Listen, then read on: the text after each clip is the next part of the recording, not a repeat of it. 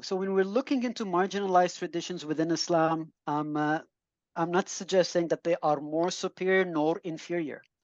We just have to critically engage with all the different sources, whether they are coming from what some people may consider orthodoxy, but you shouldn't only be looking into that. You should look into all the different sources, engage with all the different sources, and try to attempt to reconstruct a more accurate history or interpretation of what could have been understood by the audiences of the Quran. In the modern times, for example, we have, a decolonial movement of history. Many historians are trying to decolonialize, their methods of engagement with history. Perhaps we need to consider something similar in Islamic studies, in which marginalized communities are not completely ignored. Peace, everyone, and welcome back to another installment of the Real Talk podcast with Terron and Roxanna. In this episode, we'll be looking into a topic that I believe is extremely interesting and thought-provoking, and one that will hopefully inspire our listeners to explore further after hearing our guest discuss some of his theories. Assalamu alaikum, Abdullah, and thank you for joining us once again to discuss a very important aspect of not only the Quran, but of human existence more broadly, some would say, the topic of death and resurrection. More specifically, we'll explore how these two concepts are used in the texts that inspired the Abrahamic religions. And Roxanna and I have had the privilege of reading your book titled Metaphors of Death and Resurrection in the Quran, an intertextual approach with biblical and rabbinic literature. We both agree that your book is truly innovative and a stimulating read. It covers a subject that is not often discussed or written about compared to the many other topics that have been garnered considerable popularity within Quranic studies. So our first question is this one. What prompted you to look into how death and resurrection are understood, not only in the Quranic text, but also in biblical and rabbinic literature? Well, alaikum assalam, and thank you for having me. I'm very happy to be here with both of you, Terron and Roxana. So what really prompted me? Well, that's a good question. The Quran uses many Jewish motifs in its discussion concerning death and resurrection, both directly and indirectly. So, for example, even the red cow ritual of Surah Al-Baqarah, in which Surah Al-Baqarah's name is called because of the red cow ritual in it. It has the Quran. It basically the Quran associates this ritual somehow with death and resurrection.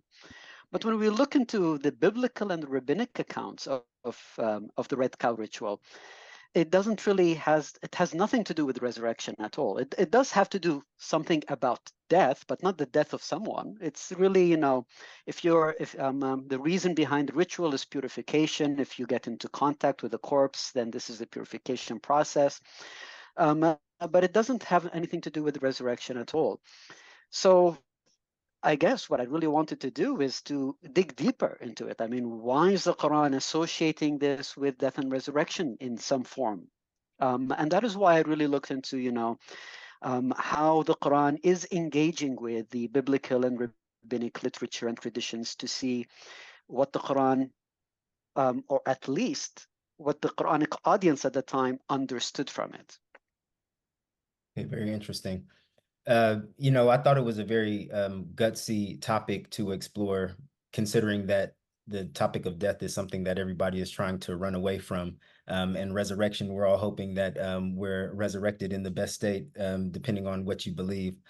So in your book, you note that in comparison to all the themes that scholars have explored in combination with the Quran, Jesus in the Quran, women in the Quran, etc., the subject of death in the Quran has been the focus of few contemporary studies. Despite the fact that it can be said that eschatology and the concept of the day of resurrection together constitute the most major theme in the Quran, why do you believe so few studies have been produced on this topic? And how did this impact the goals of your book, or the goals of the book you wrote on the subject?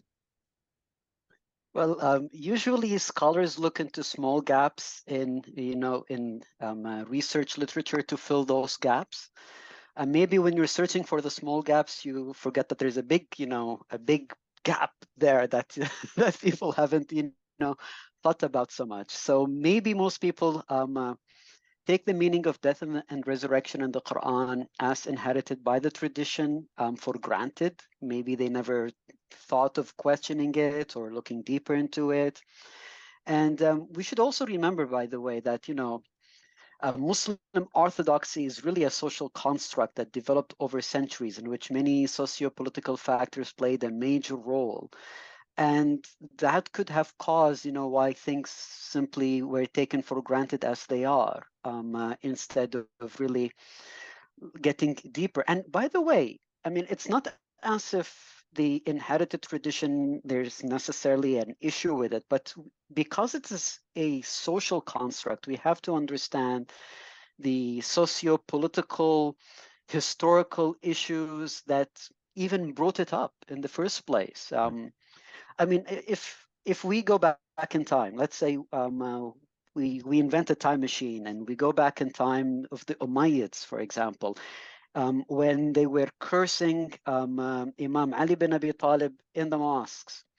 Imagine, your everyday Muhammad walking in the streets, even if that, Muhammad had heard a saying that can be traced back to Ali bin Abi Talib, they would be even afraid to perhaps even say his name, because it could have been considered treason at the time.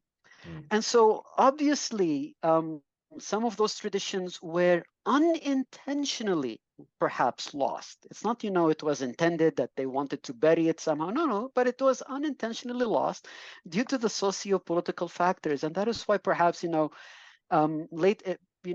what became orthodoxy was simply a creation of the socio-political factors at the time, and those became inherited and people never questioned it anymore, I guess. Maybe that's why, I don't know.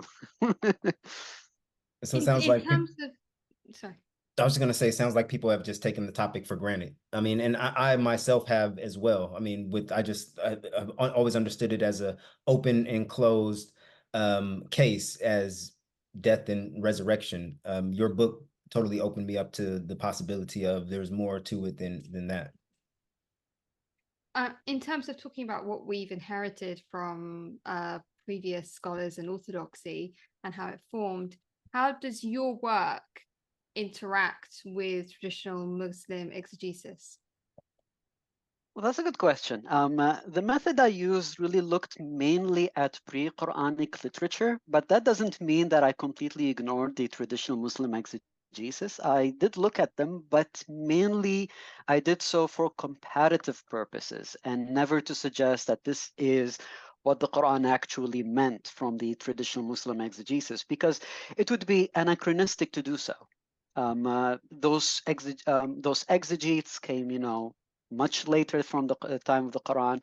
So there is this gap between the time the exegeses were written down by those traditional Muslim scholars and the time of the Quran and what the Quranic audience would have understood. Well, in terms of trying to avoid those anachronisms, do you believe that grasping the possible intertextual, biblical, extra-biblical, rabbinic subtexts that the Quran contains can enable us to understand how it was originally understood by the community with which it directly engages? And why is that so important in terms of informing your exegetical methodology? What insights do you feel it can produce that we wouldn't be able to reach otherwise? Well, are these possible intertextualities with, biblical, extra-biblical, and rabbinic texts important for us to understand? I think absolutely yes, because the Quran has many audiences, which is, by the way, somewhat different from the Hebrew Bible. The Hebrew Bible's audience was mainly the Israelite community, and so it was just a single audience. The Quran has so many. It's speaking with, the non-believing Arabs of the time. And we should not also assume that the non-believing Arabs of the time believed in only one thing. They were not monolithic. They had many different beliefs, different tribes, different traditions. So they were very diverse. Even the Jewish audience, we shouldn't even assume that the Jewish audience was a singular Jewish community. They also could have been very diverse. The Christians were also very diverse, especially pre-Islamic Arabia. You had many different kinds of churches, and at the time, especially the 7th century, there were many tensions between the different churches. You had, the Byzantine Church, which were Diophysites. You had for example, the Abyssinian Church, which is part of the Coptic Church, which was monophysite or miaphysite more specifically. So you had many of those tensions, and they all, existed all around of Arabia. So even the Christian audience of the Quran, we should never assume to be also monolithic. And so the Quran has many different audiences. And if we wanted to really understand what a certain passage in the Quran is trying to convey, we need to try to figure out, well, what did the audience understood from the Quran? So for example, if a certain passage in the Quran has a Jewish audience in mind, such as the Surah Al-Baqarah concerning the cow, which engages with the red cow ritual, we need to try to figure out, well, what did the audience of the time understand? The Jewish audience of the time, what were their biblical knowledge of it? What were their rabbinic traditions about it concerning the red cow ritual, so that we can better understand how the Quran is engaging with that audience. The issue with, many centuries later, when some of the Muslim exegetes started to, interpret these different passages, most of them, of course not all of them, but most of them were not fully aware of the biblical subtext, the rabbinic subtext. So they tried their best, to interpret, but because they didn't have the background, the Jewish background, they may not have perhaps, or they may have missed some of these, things that the Quran is trying to convey. So that is why I really definitely think it's important to try to figure out if there are these kinds of intertextualities, if there are these subtexts, so that we better understand what the Quran is trying to convey. So to give you an example, like continuing with the red cow ritual, many traditional Muslim exegeses, for example, when you read them, they read the passage concerning the cow ritual as demeaning to the Israelites, but it's not really necessarily the case at all. The red cow ritual makes no logical sense in the rabbinic tradition, because in the rabbinic tradition, the whole red cow ritual, it's really a purification ritual to purify oneself from being in contact with the corpse, with the dead body. And how do we purify ourselves from being in contact with a dead body? Well, we kill a red cow, which now itself becomes a corpse. So wait a minute, how can we purify ourselves from being in contact with the corpse by making another corpse? And then when you look into the details of the ritual, you would realize, for example, that everybody involved in this ritual, like, for example, the priests who are involved, everybody who's really involved, they become defiled themselves in the process of the ritual that will end up purifying you. So how could you be defiled by the same things, by the same ingredients that will eventually purify you? So in the rabbinic tradition, this whole thing makes no sense. It makes no logical sense. Now, many of the exegetes, for example, when they read these passages in the Quran, they feel, oh, God told the Israelites to do something and they simply didn't want to do it. But that's not really the case. It's because it makes no logical sense. There has always been this, debate amongst the rabbis, like, why was this ritual? What's the case? And at the end, according to the rabbinic tradition, we do this ritual, we obey this ritual simply because God has commanded it, even if it is completely illogical. And what's interesting is that the term used in the rabbinic tradition is that this is a hukm. Hukm meaning, well, we don't know why this command exists. We simply do it because this is what God had commanded. And when we read the narrative in the Quran, for example, we do see in the narrative in the Quran that the Israelites tell Moses, "Al-ana ji'ta bil-haqq." So now you have brought the haqq. In here, it doesn't mean truth, but if we understand the rabbinic background of it, it simply says, well, you're telling us something that makes absolutely no sense. So now you have brought us a hukm, you brought us a command that we will simply obey just because God has commanded it, not because it makes any sense. So in reality, the exegetes usually interpreted this, as I said, demeaning to the Israelites, but in reality, it's not. It's actually showing how this ritual makes no sense, and yet the Israelites actually accepted to do it because it's something that God has commanded, even though it's completely illogical. Oh, wow, very interesting. I have a side question, which is there's a lot of discourse in Quranic studies and Islamic studies in general, and currently online actually, about the religious makeup of Mecca and Medina at this period, at the advent of Islam. And obviously, you are assuming that the audience had quite a large Jewish population within it. So do you have any view about what the religious makeup of the audience of the Quran is, and how extensive their biblical knowledge would have been? Well, that's a very good question. And as any contemporary scholar would tell you, it's very difficult to try to understand exactly who the different audiences were. And even the Jewish community, we should not even assume it was a monolithic, singular Jewish community. So, for example, did the Jewish community with whom the Quran was engaging, like, for example, even in the story of the red cow ritual, were the Jewish community abiding by rabbinic law, or were they not? So we do recognize that the Quran is familiar with the rabbinic tradition concerning the red cow ritual. But does that mean that the audience themselves were abiding by the rabbinic laws? We do not know for sure.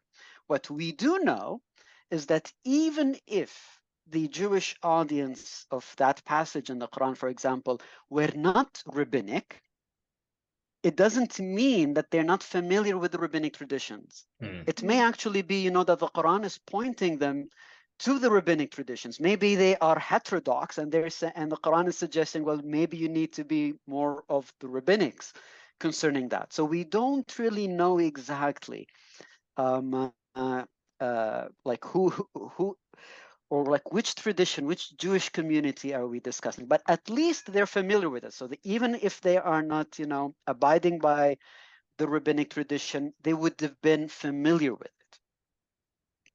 it. Almost like if it was not to play choosy Susie with anyone, but almost as if it was a Shi'i community or audience, and the Quran was preaching Sunni theology. Even though the Shi'i community might not buy into Sunni theology, they'll definitely have interacted and understood many things from it. So yeah, that was a really good explanation, because I was going to ask that question: would the audience have needed to know in detail all of these intricate concepts, or how the Quran intertextual play with certain of their traditions in order for the Quran to convey and for them to in some way understand? So I think you kind of went a little bit further than the question I was going to ask. So thank you for that.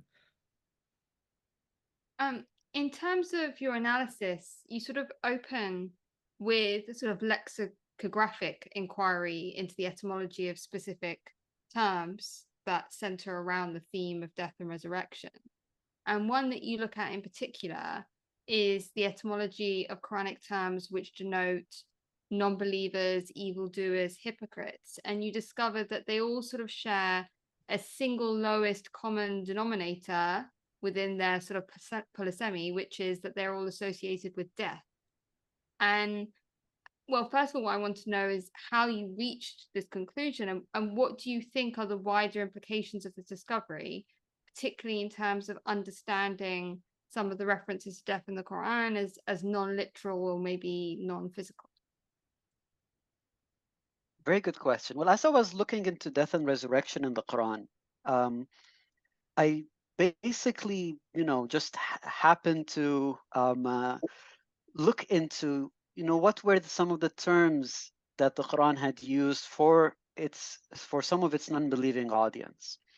And it used many different terms, such as fujjar, kuffar, munafiqun, mujrimun, and so forth. And I realized, well, that's quite interesting because when I look into each one of those terms, somehow they would be related to death. Like munafiqun comes from the term nafaq. Nafaq means dead. Um, uh, Fujjar, fajr means, a corpse. So a lot of these terms are associated with death somehow. And so perhaps maybe you see sometimes the Quran explicitly describes the non-believers as dead and not alive. Sometimes it's very, very explicit when it describes them. But at other times, I think maybe when it uses some of these terms that can inherently mean or somehow associated with death, it may still try to describe them, as perhaps spiritually dead. And that is why it's using these terms which is associated with death. It's because it's trying to describe them as spiritually dead. Now, what is the implication of that? Well, maybe when the Quran is, from the beginning to the end of the Quran, it's always day of resurrection, day of resurrection. That's the major theme of the whole Quran. It's just it's the day of resurrection. So maybe it's not necessarily, always the resurrection as the physical resurrection, people coming out of, the graves. Maybe that's not always the picture that the Quran wants to convey when it's speaking of resurrection. But maybe just as, the non-believers are spiritually dead, there could be some kind of a spiritual resurrection as well. And sometimes, by the way, the Quran is also explicit. Just as it is explicit describing non-believers as spiritually dead, sometimes it is explicit that, people who are resurrected, spiritually resurrected. So they were dead, but then God, made them alive, and then they had light and so forth.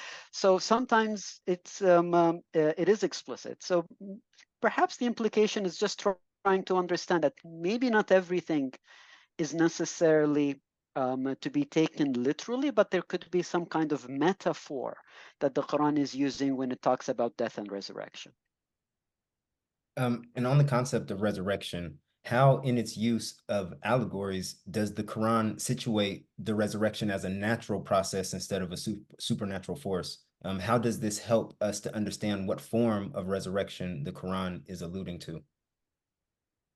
Well, when the Quran narrates an argument with its non-believing audience concerning resurrection, it usually compares resurrection with natural phenomena, such as birth. When some of the non-believers ask, well, how come, people will get resurrected? And then the Quran says, oh, well, I mean, you remember, the process of birth. So it's a natural phenomenon. Sometimes it describes another natural phenomenon, which is, vegetation. It says, just as God brings down the rain into a dead earth, and then the dead earth will spring out with vegetation and so forth. So every single time that a non-believing audience, according to the Quran, asks, how resurrection would happen, the answer is always a natural phenomenon.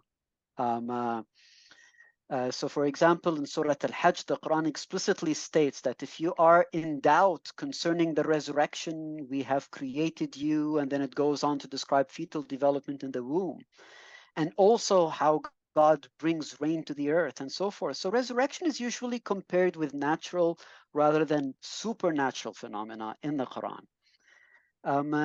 So I think that's, the Quran perhaps is trying to make us understand that we should not necessarily think of something supernatural when it comes to resurrection, when it is usually always alluding us to a natural phenomenon. Yeah, okay. I'm gonna think about that one for a bit. And just move on to the next question, just so I don't waffle on a whole lot. As we spoke about already a little bit early in the podcast, you mentioned that the Quran shows awareness and engagement with Jewish liturgy by alluding to the rebuilding of a desolate town, often identified as Jerusalem, and the return of the Israelite exiles. How does this intertextuality between the Quranic and Jewish traditions influence the understanding of death and resurrection in the Quran? Okay, so this one, in my book, I specifically look into the passage in the Quran, Surah Al-Baqarah, verses 259 and 260. Well, what's interesting is that Surah Al-Baqarah's main theme is really the Israelites. It really talks a lot about Israel. Actually, Surah Al-Baqarah, again, it's the Baqarah, it's the cow, so it's the ritual that the Israelites were supposed to do. Surah Al-Baqarah also talks about the change in the Qibla, where to face, for example, in prayer, which also tells us that this chapter really has very much familiarity with Jewish liturgy, because it's talking about prayers, it's talking about the Qibla and so forth. And I had argued elsewhere that the Qibla passages in the Quran are actually directly engaging with rabbinic traditions concerning the Shema recitation and the Amidah. So it's really engaging with the Jewish liturgy. Therefore, it would not at all be surprising if like two other verses in the same chapter, Surah Al-Baqarah, also engages with rabbinic traditions and liturgy. Now, when we look into verses 259 and 260, they are perhaps one of the most vivid portrayals of resurrection in the Quran, because it's really like in 259, it talks about how a donkey gets resurrected. And it's very, it gives you the whole picture, the bones coming up and the flesh and so forth. So it's really, really vivid. And if we look into how this perhaps engages with some of the traditions that existed in Judaism in the past, we do see that there are some parallels. There are some parallels that we have it, for example, with the story of Abimelech, for example, and how it's really talking about the Jewish exiles and how they will be returning. And so when we look into the biblical and rabbinic traditions about these portrayals that the Quran is paralleling with, it's not really talking about actual resurrection. It is a resurrection in a metaphorical sense, and it is physical. It's not even spiritual. I mean, rebuilding Jerusalem was a physical thing. It's not, a spiritual Jerusalem. It's not something like that. It's very much physical, but it is not really talking about the kind of resurrection that, many people would think about, people coming out of their graves, zombies coming out of their graves or something like that. So that's not the kind of picture that the Quran is trying to allude to in here. And that is how we find that, when we look into how the Quran is engaging with the biblical and rabbinic traditions concerning specifically these issues, especially in verses 259 and 260, then we see, oh, okay, so it's more of a metaphorical. Yes, it is physical, not spiritual. It is a physical thing, but it is still a metaphorical kind of death and resurrection rather than, zombies coming out of their graves. And considering verse 258, where Abraham was in conversation with, we don't know exactly who it was. It could have been Pharaoh or Nebuchadnezzar, depending on what tafsir you've read. It's interesting how he's in that conversation with Pharaoh or Nebuchadnezzar, and he says, well, my God gives life to the dead. And then Pharaoh or Nebuchadnezzar says, well, I give life to the dead. And of course, he doesn't give it in a literal sense. It's more, from the way I understand it, in a metaphorical sense. And then we go on to verse 259, where we don't know who this person is. In your book, you assume that it's Abraham. In other tafsir literature, it's assumed to be Ezra or maybe another biblical figure. But, he passed through a desolate town, and he wonders how can something like this be revived? You know, I'm just paraphrasing, and then it's given the example, and that's a metaphor. And then we zoom to Abraham, which seems like it's just one continuous, like all these verses are couplets or linked together. And if we consider Abraham also being in 259, yeah, it all makes sense. And then Abraham inquires further, like, you know, how do you give life to the dead? And then God demonstrates to Abraham how this is supposed to happen. In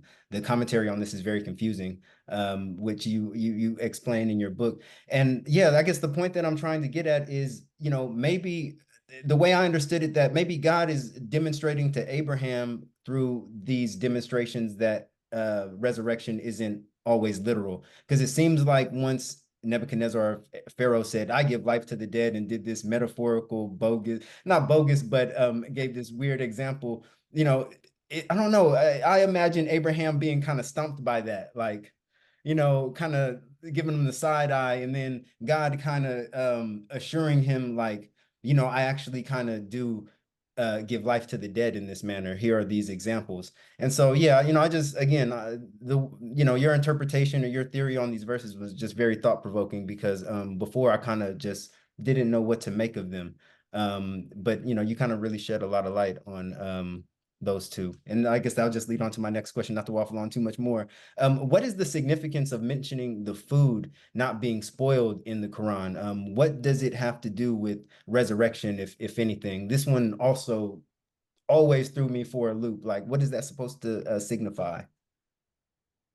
Well, if a Jewish audience was listening to that, and they had some of the Jewish traditions to base it on, then to them it would have made perfect sense. Because in some of the Jewish traditions, such as the story of Abimelech, for example, he had figs, and the figs represented, according to the rabbinic traditions, represented the Israelites. And so when the figs did not spoil, it really was alluding to the Israelites not being spoiled or returning back from the exile. So perhaps the Qur'anic narrative would have resonated with these Jewish audiences, who would have understood, oh yes, so the food did not spoil because, you know, that's like the story of Abimelech, and it's talking about the Israelites who will return back from the exile and rebuilding Jerusalem and so forth. So maybe, like, again, if we go from the 7th century and you had this text, and then now in 2024, someone reading it, it may make no sense whatsoever. So what does the food have anything to do with it? But to the Jewish audience at the time, oh yes, it clicked to them. Of course, yeah. So we're talking about, you know, a metaphorical kind of resurrection, that the nation of Israel will be resurrected even after the exile. They will return back, rebuild Jerusalem, because, you know, that is how the symbolism that was used in their traditions had. You had, you know, figs that did not spoil, representing the Israelites not spoiling. So, I so wonder, again, it's yeah. Go ahead. does the cherub tree in the story of Honi and the circle drawer also have the same representation? I mean, I know, even though Honi went to sleep for 70 years, and, you know, it was more in the context of, he at first saw the cherub trees being planted and then said, you know, do you really think that you're going to live this long? Well, I grew up in a world of cherub trees, and I'm planting them for the next generation. You know, I wonder if you know, the food that didn't spoil and the cherub trees share the same symbolism, considering that the cherub tree he woke up to, there were still cherub trees. I mean, I know they didn't spoil, and we can imagine that they were different ones than the ones that he fell asleep witnessing. But yeah, you know, again, I just try to grapple my, you know, it's a lot of, I try to do my own intertextualizing, you know, the best I can, I guess. You know, that was just a question I had, if the two were interlinked in some way in your mind. Yes, I would think so. I mean, it's, again, we're looking into extra biblical literature here. So, for example, with Honi the circle drawer, we're looking into the rabbinic tradition. And so the rabbinic tradition uses, for example, the cherub tree. when we look into, for example, one of the pseudepigraphical works, which is the Paralipomena of Jeremiah, which is usually known as Fourth Baruch, it uses the fig tree, the figs themselves. So different traditions, the narrative was the same, the story is the same, but the symbolism could have been slightly different. But the bigger picture is the same. And so the Quran here picks up from that, and it doesn't specifically say it's a fig tree, doesn't even specifically say any kind of tree at all.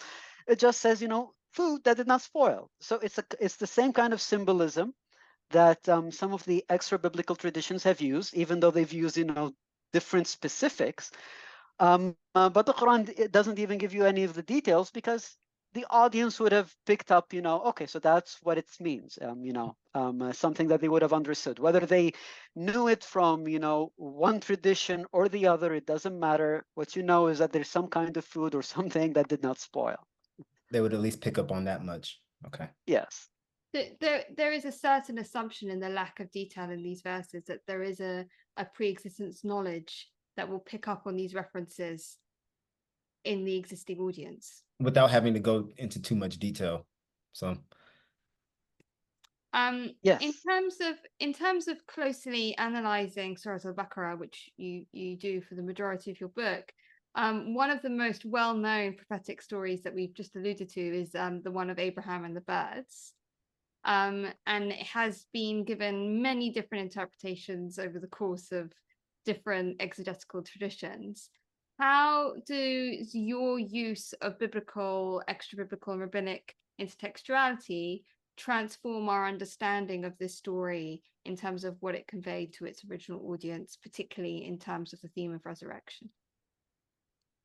Yes. Well, when we're looking at Abraham and the birds, which is in Surah Al-Baqarah, verse 260, it's quite interesting, is because we do see some kind of parallelism between it and Genesis 15, in which in Genesis 15, Abraham wanted to know, because God promises Abraham two things in Genesis 15. He promises land and children. And so Abraham wanted to know, well, how will those promises happen? And then for whatever reason, according to Genesis 15, God commands Abraham to do some kind of ritual. And in that ritual, he had to bring different kinds of animals, divide them into half, including two different kinds of birds. And that is to show Abraham how God's promise will be fulfilled. And then, of course, we've got the rabbinic traditions trying to interpret this ritual in Genesis 15, like why did this ritual happen and what does it symbolize and what does it mean? So when we look into the Qur'anic narrative, we do see this kind of parallelism as well. Now, what's interesting, the Quran has become specific, like how do you resurrect the dead? That's, like how do you bring life back to the dead? Whereas in Genesis 15, it's about the promise. Well, how can you know, how can I be sure that you will fulfill these promises? And again, the promises is land and children. In rabbinic tradition, what's interesting is that a person who has no children is likened as a person who is dead. And so if we have this kind of rabbinic understanding that someone without children is like someone who is dead, and if Abraham wanted to ask, like, how will I be sure that I will have children? It's as if Abraham is asking, well, how will I be sure that you will resurrect me, right? How will you bring life to me, to someone who is dead? And then this ritual of the four birds are provided in the Quran in the narrative. So we do see this kind of similarity in the narratives, and therefore having the biblical and the rabbinic understandings and traditions allows us to better understand what the audience of the Quran would have understood from this passage, rather than an actual literal resurrection. It's more of, having children. And I guess that's the way that we could try to bring these links together in order to better understand what the passage in the Quran is trying to convey.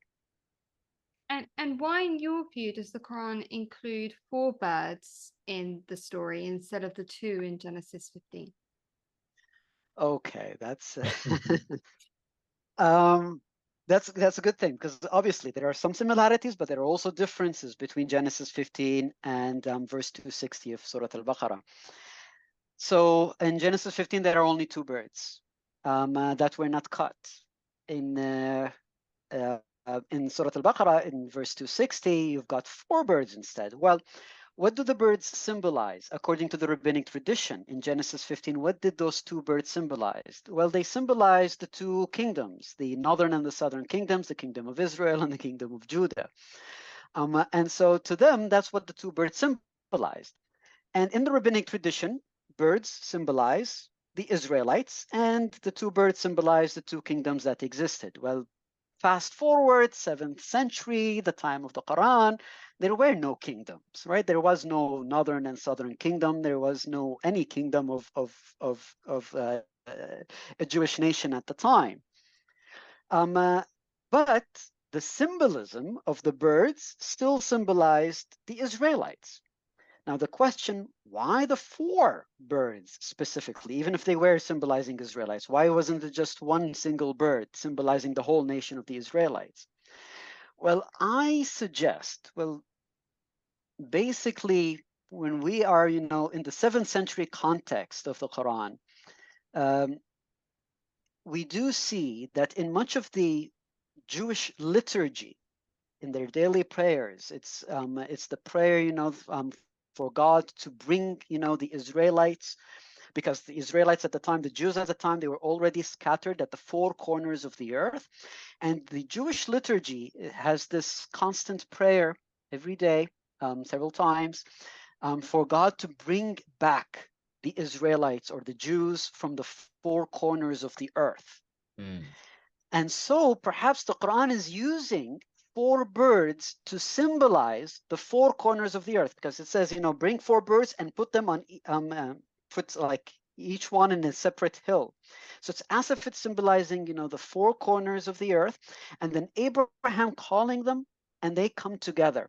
And so perhaps it is trying to symbolize the ingathering of the Israelites, an eschatological thing that the Jews believe, which they always pray in their daily liturgy, for the Israelites to be ingathered from the 4 corners of the earth.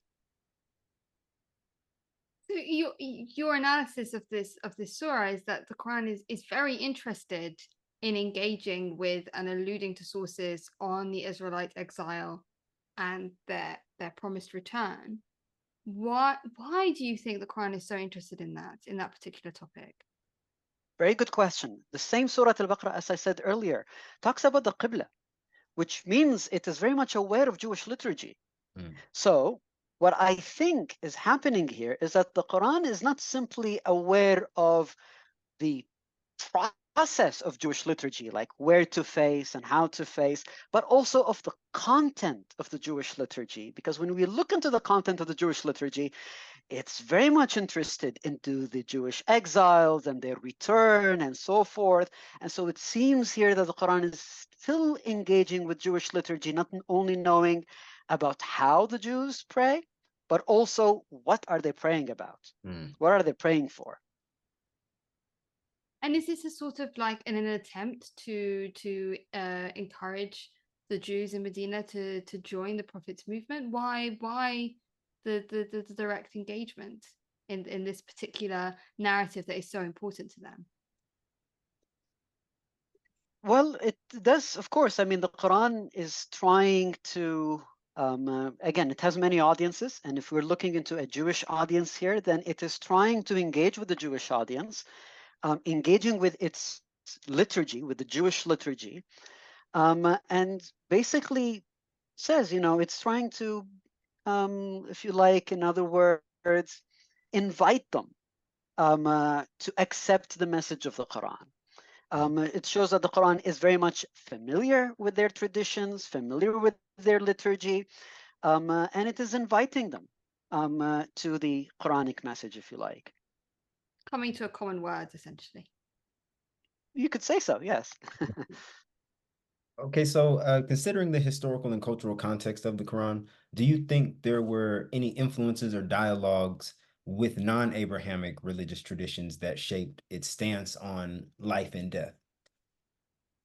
Okay, it really depends on what do you actually mean by non-Abrahamic religious traditions, because if by Abrahamic religions you specifically mean Judaism, Christianity, and Islam, well, then let us remember that by such a definition, the pre-Islamic Arabs adhere to non-Abrahamic religions, right? And so where was the Quran engaging with the non-believing Arabs? Yes, of course. And therefore, was it engaging with non-Abrahamic religions in such a case? Then I would say yes, of course. um, uh, and we do see, for example, that the Quran, especially by the way, in some of its eschatological motifs, even uses, Zoroastrian symbolism as well, such as as-sirat, or the bridge above hell, which is a very much a Zoroastrian symbolism of hell, rather than a Jewish or Christian. So we do see from the Quran that there are some times that the Quran, of course, directly engages with the non-believing Arabs, which are non-Abrahamic in that sense. But sometimes we do also see that it may engage with some of the Zoroastrian motifs as well, if you consider that. Sometimes it's explicit because the term Majus is only mentioned once in the whole Quran. So we do know that at least the Quran is aware of them, but sometimes we may see subtly that it uses some motifs that the Zoroastrians may have also understood. So they could have been part of the audiences of some of the passages, at least in the Quran. I guess, and it was very interesting how you said that the pre-Islamic Arabs were non-Abrahamic, and I guess that leads to what I was thinking about al-Raja, the returning. I wouldn't. The Quran seems to engage with this idea a little bit. It does mention in the Quran that its audience articulates such a concept. I guess what I'm getting at, it appears, and when I looked it up, everything that I found said that the Quran clearly articulates when you die, you don't come back in reincarnation or anything like that. I mean, I guess I'm asking, does the Quran kind of have these other ideas of the afterlife in mind? When it articulates the afterlife, does it speak to any of these of any sort? I know you've researched to a certain extent into a bit further Eastern religions like Buddhism and such. Do you see the Quran engaging with any of those concepts of the afterlife, or is it strictly, and you got on my case for saying Abrahamic because it's the first audience were non-Abrahamic pre-Islamic Arabs. Yeah, does it engage with any of those concepts? Not to go on too much. Well, reincarnation or was not something necessarily only Eastern religion. So it's not just Hinduism or Buddhism that believed in. We even have, for example, some of the ancient Greek traditions also talked about it and so forth.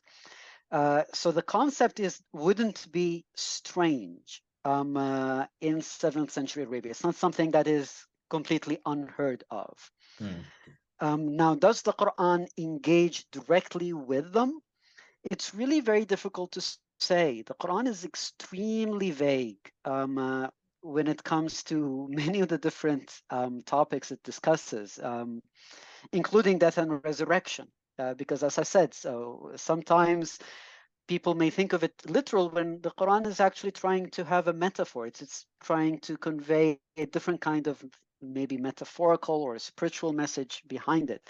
So it's not necessarily always a literal sense of death and resurrection. Now, in terms of reincarnation specifically, perhaps the Quran does not directly engage with it. It simply engages, with People who don't believe in any kind of resurrection, whether metaphorically speaking or spiritually speaking, then the Quran is trying to say, well, there is this kind of resurrection, whatever it is. It doesn't have to be literal, but it could also be spiritual. So it doesn't directly engage with necessarily reincarnation, but that does not necessarily also mean that it completely ignores it, in a sense that it says it doesn't happen. So it's vague at best. So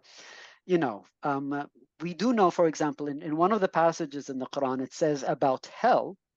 It talks about hell, and it says that in hell, whenever the flesh gets withered away, it is replaced with new flesh. And we see that in that passage in the Quran, it's very explicit. In hell, whenever the flesh is roasted, whenever it gets withered, it's replaced with another. So I mean, one could think, I'm not saying that's what the Quran is saying, but one could think, if this life is hell, if this life is hell, and we are, our souls are dead in our bodies, and every time our body withers away, our body is replaced with a new one. So the soul is basically given another body, in other words, and we're continuing in this hell until perhaps we are resurrected, and maybe resurrection is a metaphor of enlightenment. So, I'm not suggesting that that's what the Quran is saying, but I'm saying that that could be a possible reading. And if that is a possible reading, that could actually open doors to maybe, more Muslim engagement with perhaps other religious traditions that do not necessarily believe in some kind of a physical resurrection. And I guess that leads to my next question. Do you see any similarities between the concept of reincarnation found in Hinduism or Buddhism with how resurrection is understood within Islam? Well, that's a very tough question. And the reason it's very tough, because reincarnation itself as its concept is also not monolithic. What the Buddhists understand of reincarnation is very different than what Hindus understand. And even Hinduism, by the way, because there are so many traditions within Hinduism, different traditions within Hinduism also understand it differently. So with all the Hindus understand the concept of reincarnation the same way? Of course not. And do the Buddhists and the Hindus agree on its concept? No, even though they do believe in some form of reincarnation, but the whole idea or mechanism is quite different. So when we compare now that with with the Quran, then we should also basically understand that in reality it's premature, I guess, to answer such a question, because we don't really know if the Quran is pretty much engaging so much with reincarnation and resurrection. But if you would like to understand resurrection as some kind of a spiritual kind of resurrection, which sometimes the Quran is explicit about, like, when the Quran compares someone who was dead and then God made them alive and gave them light, and gave them light. That could be like enlightenment, right? So it's like, they broke, if we look into Hindu or Buddhist terms, they broke this, the wheel of samsara. They became enlightened, and in that sense, they're resurrected. So again, it's very premature, but it's not impossible to have these alternative readings. Okay. You argue in your book that in some cases, esoteric interpretations of the Quran that some Orthodox Muslims have traditionally considered to be heretical or minor sectarian do actually contain vital insights that could line up with some of the conclusions you reached in your book independently. How do you think contemporary scholars can engage with exegetical works that have previously been dismissed as esoteric or heretical more productively? That's a really good and a very important question. Let me not even talk about specifically esoteric, but rather in general. I think many scholars of Islamic studies, they make use of, traditional exegesis, and when they talk about traditional exegesis nowadays, it's mostly, you know, what they would call Sunni exegesis specifically, and completely ignoring others, thinking that Sunni exegesis somehow is, Islamic orthodoxy, which is quite interesting because I feel a little bit, taken aback whenever, scholars talk about Muslim orthodoxy, because in the Arabic language, there is no such a term for Muslim orthodoxy. What will I use in Arabic for the word orthodox? There's nothing really. Nobody really uses these kinds of terms in Arabic. So unfortunately, many scholars consider, whatever is in the Sunni tradition, that is orthodox. That is, what it should be meant and what should be understood. And they completely ignore other strands of Islam, other forms of Islam. And they completely, ignore them because perhaps historically they have been marginalized. But being marginalized does not mean that you're not orthodox. I mean, you're orthodox to yourself. You're heterodox to the others, but you're orthodox to yourself, right? To your own community, you're orthodox. The others are the heterodox. So unfortunately, many of these marginalized communities were ignored and are still ignored by many scholars of Islamic studies and Quranic studies. So, so the answer to the question is really, it really depends. So when we're looking into marginalized traditions within Islam, I'm not suggesting that they are more superior nor inferior. We just have to critically engage with all the different sources, whether they are coming from what some people may consider orthodoxy, but you shouldn't only be looking into that. You should look into all the different sources, engage with all the different sources, and try to attempt to reconstruct a more accurate history or interpretation of what could have been understood by the audiences of the Quran. In the modern times, for example, we have, a decolonial movement of history. Many historians are trying to decolonialize, their methods of engagement with history. Perhaps we need to consider something similar in Islamic studies, in which marginalized communities are not completely ignored. Right. Totally agree. Because I feel like a lot of decolonial studies is looked at within, especially people who try to apply it to Islamic studies, try to look at it from a European vis-a-vis rest of the world, dichotomy. When even within Islam, you have marginalized groups who could use a bit of or let's just say within Islam itself, there could use a bit of decolonization within in terms of a certain sect having and its interpretation having a dominance in how Islam is supposed to be understood. So yeah, I think Roxanna and I are totally on board with that, and that's something that we try to convey, not trying to shoot down Sunni orthodoxy, but like what you described, everybody has their interpretation of orthodoxy, and anybody outside of that is heterodox. And so, looking at it like that, I find it to be a little bit more fruitful instead of always pointing the finger like, no, you're wrong, you're wrong. But, everybody has a certain tenets that they abide by and try to understand the religion through. And, I believe we should try to give equal weight to not accepting them, but at least give equal weight in how we see how they may figure in our own understanding of these things. So yeah, you always leave us with some wise words. You said some very wise words in terms of being open within how people in Islamic studies should be open and non-biased and not have an agenda, as well as people within the traditionalist camp should also be open, non-biased, and not have their agenda. It should be about the truth, and if that we're not scared of the truth, if we believe God is the truth, then we don't have really anything to fear. So, and this leads to my last question. This has been a really awesome interview. I really enjoy reading your books. You have one more out that I would like to read sometime in the future, but my reading list is so thick that I'm going to try to find time for it, and that's on Hajj. But this one is a question I believe will be asked. even though it's not one that came to mind when I was reading your book, even though it kind of did, but I enjoyed the roller coaster you took us on with all the intertextualizing in your book. Critics might argue that the perceived connection between these stories are a result of over-interpretation. How would you address such skepticism? And what evidence or arguments would you present to support the notion of a real relation between these narratives? That's a very good question, and it's very simple, really. Well, some things sometimes they happen by coincidence, but when we do see a pattern, then we know that it's no longer coincidence.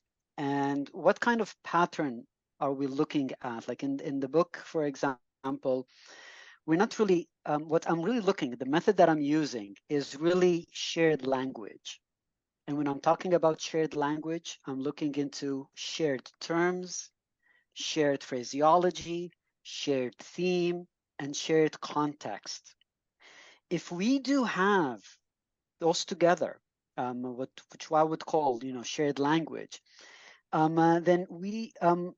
then when we're looking at those together, we would need to work in concert with one another, those shared terms, phraseology, theme, and context. We know that there's a pattern that emerges.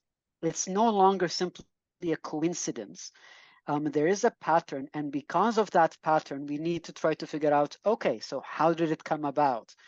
Then we will be able, if, for example, the Quranic narratives has certain terms, which in a biblical or a rabbinic tradition has the same terms. It shares the same theme, shares the same context, shares the same phraseology, then we know that there's something there. To give you an example, a contemporary example, if I see a white car here and another white car somewhere else, just coincidence, just, cars are white, many cars are white, and, I saw a white car here and another white car over there, so what? But however, when I go, for example, to New York City and I see a car painted yellow and someone on the street hailing it, would it really be an overinterpretation for me to assume that it's a yellow cab? Or is it, it's a pattern, there are many cabs there that are yellow. And if I see someone, now I see the context, someone is hailing it, wanting it to stop. It wouldn't really be an overinterpretation to suggest, oh, that must be a taxi, right? So I think the same thing happens here when we're looking into connections between the Quran and biblical and extra-biblical traditions. So given the context, given the terms, the phrases, the themes, we can make a connection. It's not necessarily an overinterpretation. It would have been an overinterpretation if I see a single term here and another single term there and say, oh, those two terms are equivalent, so there must be a connection. Well, maybe no, maybe it's just a coincidence. But when I have those four things, as I said, in the shared language, shared terms, shared phraseology, shared themes, shared context, and they're working in concert with one another, then there is a pattern which I think could mean something. All right. Well, thank you for that. And I just want to add, while you were giving that example, I was thinking of black cab, yellow cab, because when I first moved to the UK, I remember trying to find a cab, and I first recognized the cab by seeing that somebody was getting into a black one and people were lined up, and they were much like how the yellow cabs are in the States. They are in a corral and certain, so yeah, that was a good example. So I mean, thank you for your time. Reading your book was quite a roller coaster of a read. I encourage people, as always, with these podcasts, we can never do justice to the work that our guests put into the books that we read. And so we we encourage people to go and read these things for themselves. But would you like to leave us with anything? Where can we find you? You're one of the blessed people who managed to be absent on social media. So there's no Twitter handle or Facebook page that we can refer people to. But where can our audience find more of your work if they're interested in inquiring? Well, yes. When it comes to social media, I am what in Arabic we would call ummi. So I'm illiterate when it comes to social media. And as you said, maybe perhaps that's a blessing, right? Perhaps it's a blessing that I'm completely absent in social media. Well, my work, I do usually share my research in my academia page. Most of my work is there, including this book, because this book is open access. It is available for download direct from the publisher or even in my academia page. And I'd like to thank you, both of you, Terron and Roxana, for your invitation for me to come over into your channel here, and I'm very happy to be here. And I really also, just as you enjoy perhaps some of my work, I also enjoy watching some of your videos and some of your like interactions with other scholars as well. So thank you so much for having me here. It was really an honor. Well, thank you. To hear those words coming from you is truly an honor. And I hope that we can speak to you again and maybe one day in the future actually meet in person. So, and yeah, thank you for taking the time to come and speak with us. It means a lot to us. And yeah, enjoy the rest. Well, it's late, I think, for everybody. So enjoy, yeah, I guess the rest of your day is the proper way to phrase it. Yeah, and assalamu alaikum. Wa alaikum salam. Thank you so much.